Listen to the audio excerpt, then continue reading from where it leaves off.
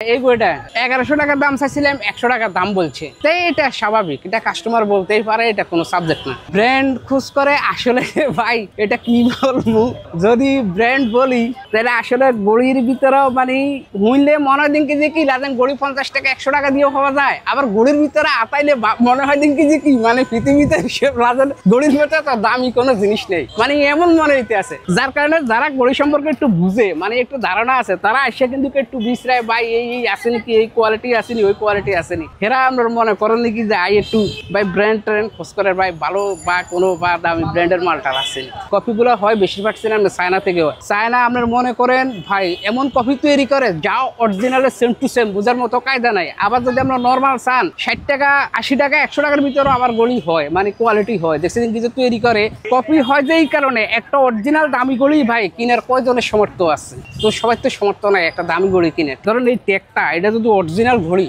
ভাই, এটা মনে করেন কি যে কি এটা অরিজিনাল হইলে কয়জনে কিনার মনে করেন সমর্থ আছে নাই। তো এখন এইটা অরিজিনালের সেম টু সেম কোয়ালিটি যখন কোম্পানি তৈরি করছে ঠিক আছে, তখন দেখতে অরিজিনালের মতো হয়, মানে বুঝার মতো কোনো কায়দা নাই, দেখতে হুবহুব সেম টু সেম ঠিক আছে। এখন এটা কম টাকার ভিতরে দেখছে দিন কি সবাই হাতে দেয়, সবাই একটা শখ পূরণ করে। আমাদের দেশে বড়ি হয় না তো ভাই, যদি আমাদের দেশে বড়ি যদি হইতো তাহলে মনে করেন মানুষে তাহলে কিন্তু অবশ্যই কিন্তু, কারণ কিনবে না কেন, নিজের দেশের পূর্ণ জিনিস, এটা সবচেয়ে নিজের দেশের একটা এটা সবাই আগে কিনবো। কিন্তু আমাদের দেশের ভিতরে তো ঘড়ি বানে না, দোকানদারি করতে হলে ধৈর্যের একটা ব্যাপার স্যাপার থাকতো, নাহলে তো দোকানদারি করা যাবে না। কারণ কি লেগে ভাই সবার বুঝে একরকম না, হাতের আঙ্গুল 5টা 5 রকম না। এখন কেউ আই আর মনে করেন দেখছেন কি যে কি 10 টিয়ার মালটা ভাই 1 টিয়া পেয়ে যাবে, এটা আমারও ধৈর্য ধরে থাকতে হবে। আবার অনেকজন আছে আই কথা দিয়ে বিভিন্ন রকম বাড়ি মারে, এটা একটা ফুটপাত ভাই, এটা একটা মার্কেট না, কারণ এটা মাইনে নিতে হবে, এগুলা বিবেচনা করিয়ে দোয়ান করতে হইব। এগুলার মাল আছে আপনার চায়নার ভিতরে দামি আছে, তারপরে এছাড়া আরো বিভিন্ন অবস্থা এইখানে আছে আপনার,